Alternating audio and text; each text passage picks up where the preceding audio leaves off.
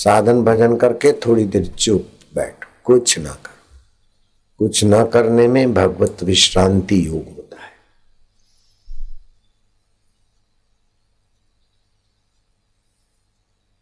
मन में अच्छे विचार आए, बुरे विचार आए, कोई बात नहीं, उपेक्षा। मैं ऐसा बनूं, ऐसा बनूं, नहीं, कुछ नहीं। जो है सदा है, मेरा है, मुझ में है शांति, माधुर्य। मन में गड़बड़ी आती तो आने दो, जाने दो। कुत्ते के मन में गड़बड़ी आई तो क्या करे? कुत्ता घर में आ गया तो क्या मालिक हो जाएगा? ऐसे गड़बड़ी आई तो क्या मालिक हो जाएगी?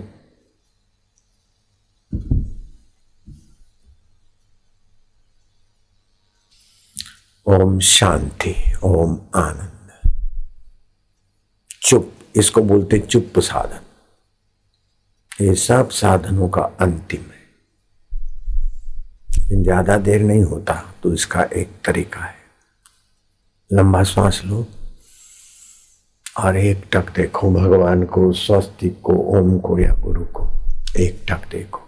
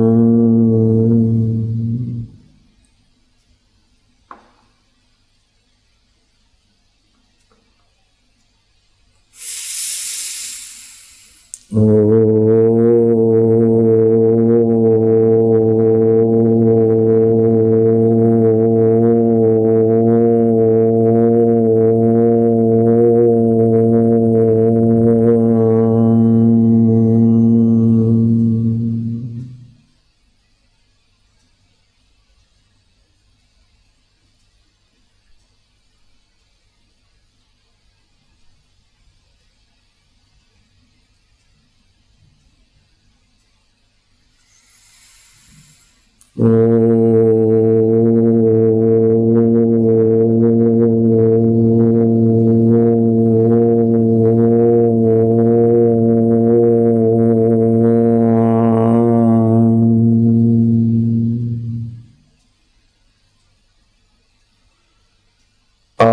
माँ के बीच आपके मन में संकल्प विकल्प नहीं उठेगा। उतनी देर आप अपने आत्मा में आ जाते हो अनजाने में।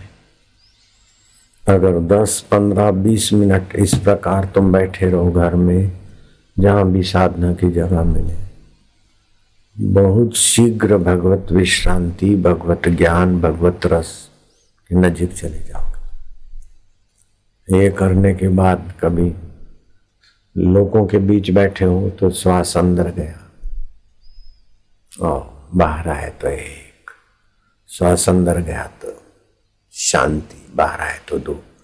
श्वासोश्वास गिनने में लगोगे तभी भी विश्रांति योग हो जाए, भगवान आत्मा के नजीक आ जाओगे। ईश्वर सत्य है, चित्त है, आनंद स्वरूप है। तो ये सच्चिदानंद से ही तुम्हारा स्फुरना हुआ है। जैसे सरोवर से ही लहर पैदा हुई, ऐसे तुम सच्चिदानंद की संतान। आप सदा रहना चाहते हो, लेकिन शरीर को लेकर सदा रहने की बेवकूफी बन जाती। आप चेतन हो, ज्ञान चाहते हो, क्योंकि ज्ञान स्वरूप है आपका आत्मा। लेकिन बुद्धि के द्वारा ज्ञान कितना भरोगे? ज्ञान स्वरूप में डुबकी मारो ना। आप आनंदित होना चाहते, लेकिन नाक के मजे से, नाक तो बेचारी बुद्धि हो जाएगी, जल जाएगी। आंखों के मजे से, जीभ के मजे से, पेशाब इंद्रियों के मजे से आनंद चाहते हो। गलत साधन है, कमजोर हो जाओगे, डायबिटीज हो जाएगी, अकाल मरेंगे। आप चाहते हैं वास्तव में तो सत चित्त आनंद, लेकिन चाहने के साधन असत जड़ दुख रूप। उन्हीं से सत चित्त आनंद कैसे निकलेगा? बोलो। तुलसीदास कहते हैं कि बालू से अगर तेल निकले और आकाश को अगर लपेट के बगल में रख दिया जाए, तब ये संसारी चीजों से तुम्हारा सत्य चित्त और आनंद सुख निकलेगा। बालू से तेल निकल जाएगा क्या? आकाश को लपेट के बगल में रख लोगे क्या? ऐसे ही संसार की चीजों से आपको सदा जीवन नहीं मिलेगा, सदा रहने वाला ज्ञान नहीं मिलेगा। पढ़ते पढ़ते आज तक जो पढ़ा है, तुम MA हो, BEd हो, ME हो, MEd हो, अभी 7वीं कक्षा का पेपर दें तो तुम न पास हो जाओगे। पढ़ा है, तुमने पास किया, लेकिन अभी दें तो आप न पास हो जाएंगे। और पास भी हो गए तो उतना मजा नहीं रहेगा। ये असत संसार का ज्ञान टिकता नहीं, भूल जाते। असत संसार का सुख टिकता नहीं, बिखर जाता है। लेकिन वो सुख और ज्ञान मिलता है तो भी सत्य की तरंगों से ही मिलता है। लेकिन तरंगे कितनी पकड़ोगे? झाग को कितना पकड़ोगे? तरंगे और झाग गहरे पानी की बदौलत है। ऐसे इधर भी जो कुछ ज्ञान है या जो कुछ अच्छा लगता है, वो सच्चिदानंद की तरंगे हैं। वो झाग है, झाग को मत पकड़ो, तरंगों को मत पकड़ो, गहरे में जाओ, गहरा पानी का सार देखो। ऐसे ही गहरा सत्य स्वभाव, चेतन स्वभाव, अपना आनंद स्वभाव, उसमें विश्रांति पाओ, उसका ज्ञान पाओ। शंकर सहज स्वरूप संभारा, लागी समाधि अखंड अपारा। ऐसे मेरे गुरुदेव आए, अखंड अपार समाधि में शांत हो जाते। राम सुखदास जी महाराज चुप भी हो जाते। कठिन नहीं है, लेकिन असत जड़ दुख रूप वस्तुओं से सतचित आनंद का मजा लेने की गलती से सारी जिंदगी लोग बेचारे पढ़ पढ़ के, डिग्रियां ले लेके, पत्नी को रिझा के, पति को रिझा के, बॉस को रिझा के, असिस्टेंट को रिझा के, दोस्तों को रिझा के सुख ही लेने के लिए लगे। सदा जीवन ही चाहते हैं, लेकिन मरने वाले शरीर को सदा कैसे रखोगे? मिटने वाले संबंधों को सदा कैसे जाओ? जो अमिट संबंध है उसको याद करके उसको पालो। मेरे को भी बोलते थे, कई लोग अक्ल देने को आ जाते थे। मेरा भाई समझा समझा के थका, हम ना समझ मेरे को समझाए तो मैं क्यों उसकी बात मानूंगा। बड़ा भाई पिता तुल्य होता है, लेकिन जब संसार में फंसा है तो काहे का पिता। माँ, माँ की आज्ञा भगवान के रास्ते जाने से रोकती है तो माँ काहे की। माँ समझाए, भाई भाई समझाए, पड़ोसी। फिर मेरा भाई ऐसा चालाक कि दूसरे व्यापारियों को बोले मेरी मानता नहीं, तुम जरा समझाओ। तो कई व्यापारी आ जाते, कभी कोई आकर मेरे को बोले भाई तुम्हारा बड़ा भाई है, तुमको इतना कहता है, आज समय सत्संग में जाओ, पूजा करो, लेकिन इतनी देर कमरे में नहीं बैठो, जरा मान लो तुम इतने अक्ल वाले हो। इनके साथ कंधे से कंधा मिलाकर देखो, फलाने भाई देखो मिल के करते तो कितने पैसे कमा ले, तुम रुचि क्यों नहीं रखते हो। ऐसी सब लोग सीख देने को आते, रिश्तेदार, भाई के दोस्त। मानो मैं अकेला ही पागल हूं, मूर्ख हूं, बाकी सब होशियार मेरे आगे आके अपनी शेखी बगाते। एक तो फतेहचंद करके था, वो तो मेरे को समझा के अपने घर ले गया। बोले मैं नास्तिक नहीं, देखो ये शिव भगवान है ना, मेरा पूजा करूं मैं, ये कृष्ण भगवान है, जानो मैंने जानता ही नहीं। ऐसा बुद्धू मैं चुप रहता था, बकने दो उनको। देखो मैं भी भाई आस्तिक हूं, मैं भी पूजा करता हूं, लेकिन तुम ऐसा कमरे में बैठ गए तो बैठ गए, 12 बजे दुकान पे आना, 1 बजे आना, नहीं आएंगे साधु बन जाएंगे, ऐसा सब तुम्हारा भाई दुखी होता है। किसी की आत्मा को दुखी करके भगवान की भक्ति नहीं होती। और ये सब कुछ का कुछ बोलते थे।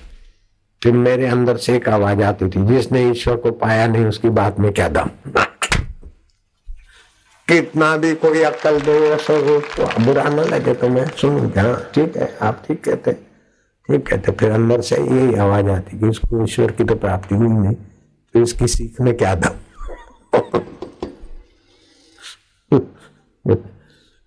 एक नागा साधु आ जाता था, दुकान पे आके खड़ा रहता था, मैं उठ के उसको सीधा सामान दिला देता था, रुपया पैसा दे देता।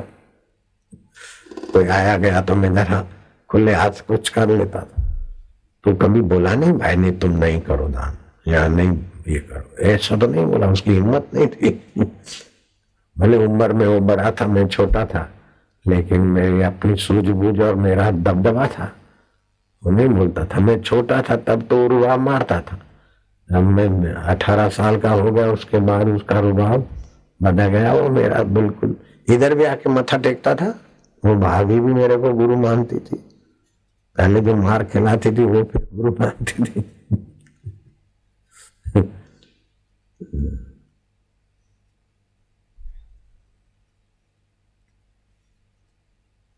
इसी का नाम संसार है। विरोध विघ्न बाधाएं वो पटा पुटा के संसारी संसार में ही गिराए। एक तो अंतर्यामी भगवान, दूसरा अपना पुण्य संस्कार और तीसरा सतगुरु, ये हमको उठाएंगे।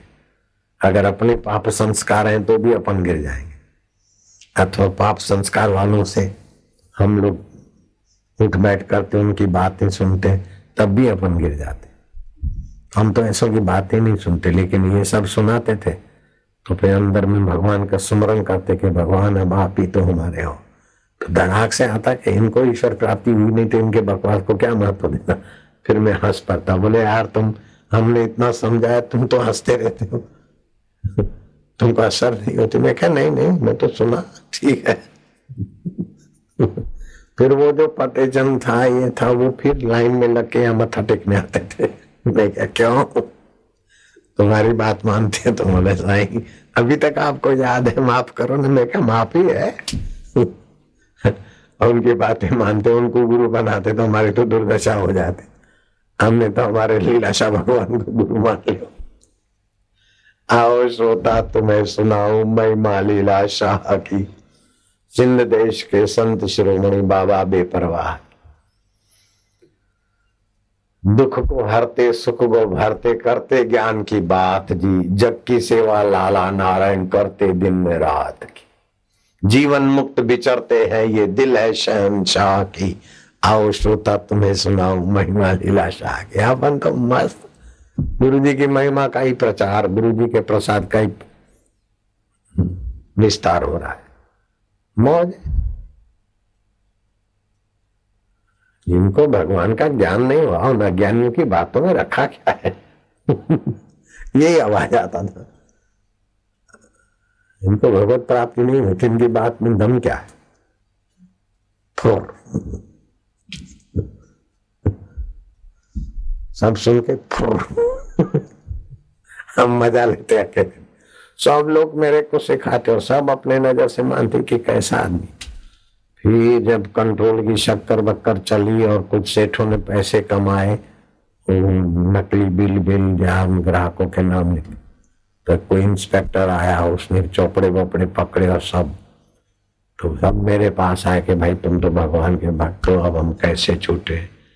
इंस्पेक्टर को क्या करे, कुछ देते, रुश्वती लेता नहीं, ईमानदार है, अब तुम भगवान के भक्त हो, हमारे को छुड़ाओ।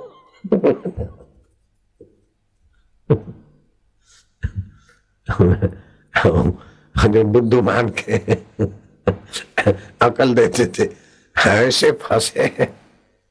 मेरे कोई हाथ जोड़ के अभी आप ही हमारे रक्षा करो, भगवान के भगत हो, क्या करे। कई प्लान बना के आए थे कि उसको कैसा बदली कराए, तो क्या करे, किसी के द्वारा उसको मारपीट करा दे, हमारी इज्जत जाएगी, हम फंस जाएंगे। अब अपने गले पे आता है तो फिर किसी को कुछ करा देना कोई पाप नहीं है। मैं क्या, ये सब छोड़ो, क्रिमिनल माइंड छोड़ो, भगवान को प्रार्थना करो, उनको सद्बुद्धि मिले। और तुम्हारी गलती है तो जरा मेरे को जो भगवान ने प्रेरणा दिया वो बताए। वहीं घर में ही भगवान बड़े चमत्कार दिखा देते थे।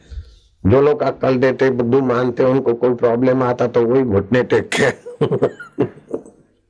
आशीर्वाद आशीर्वाद। ऐसे ही सिद्धपुर में भी वो माई हूँ देखती, और उसके बेटे जेल में गया तो बाबू कहते प्रभु दया करो, खून केस में 2 बेटे जेल में। वो ऐसी देखती थी और मेरे को देख के खुश नहीं होती थी, देखती ना उसके बेटे जेल में गया। 100 बाघों आई मेरे आगे यूं करे कि भगवान, और मेरे को भगवान बोलती थी। आसुमन उसके पति का नाम था, दादी माँ कहा कुछ होगा, मेरे को भगवान भगवान बोलती थी। तो नाम नहीं लेना था ना, आसुमन आसु, तो फिर वो भगवान बोलती थी। तो भगवान दया करो, घर के लोगों को भड़काती थी और मेरे लिए तो कुछ का कुछ बोल देती थी, ये बैठा रहता है ऐसा ऐसा ऐसा। बहुत मेरे को सताती भी थी, मैं शांति में रहता था। और बेटे खून केस में 2 केस में बेटे गए था, वो दादी माँ मुंह देखने के बदले क्या भगवान लीला करते थे। मोटी मोटी थी, बड़ा रुबाब था परिवार में। 18 लोगों का परिवार एक साथ रहता था और उसकी खूब चलती थी, और मेरे पर उसकी बड़ी कठोर निगाह रहती थी। हम बेटे चले गए दोनों जेल में, और एकदम मिली शेरनी होती थी मिली। एक सुबह को भगवान तुम दया करे, बेचारे चले गए। हालांकि थोड़ी बहुत गलती भी थी उनके, एक लड़के की थी गलती, दूसरे की नहीं थी। दोनों पुलिस ने पैसे खा के दोनों पर केस ठोक दिया। तो फिर मैं कहा अच्छा भगवान दया करेगा, तो डरो नहीं, चिंता मत करो, भगवान दया करेंगे, छूट जाएंगे। और बेटे घर आए, माँ भागी, आसुमन के पाँव लगी।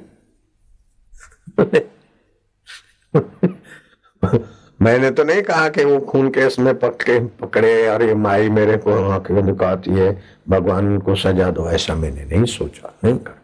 लेकिन भगवान की जो भी घटनाएं होती है संसार में, ईश्वर की सत्ता बड़ी विलक्षण है। भगवान तो भगवान ही है। भगवान करे सबका मंगल, सबका भला, किसी का भी बुरा ना हो, किसी का भी अमंगल ना हो। भगवान सबका भला करे, सबका मंगल। ईश्वर अल्लाह तेरे नाम सबको सम्मति दे भगवान। आसवंदी गुर तो दर आयस, तो बिन वाट न काई राम। तू हर दाता तू हर माता, मेरी आश पुजाई राम। पाए पलव अरदास करया थी। वो ऐसे भक्तानी भी थी थोड़ी बहुत, लेकिन जरूर नहीं कि भक्तानियां सब हो जाती। राग द्वेष तो रहता है, जब तक ईश्वर प्राप्ति नहीं होती तो राग द्वेष रहता है। ईश्वर प्राप्ति के बाद राग द्वेष बहते पानी में लकीर जैसा होता है।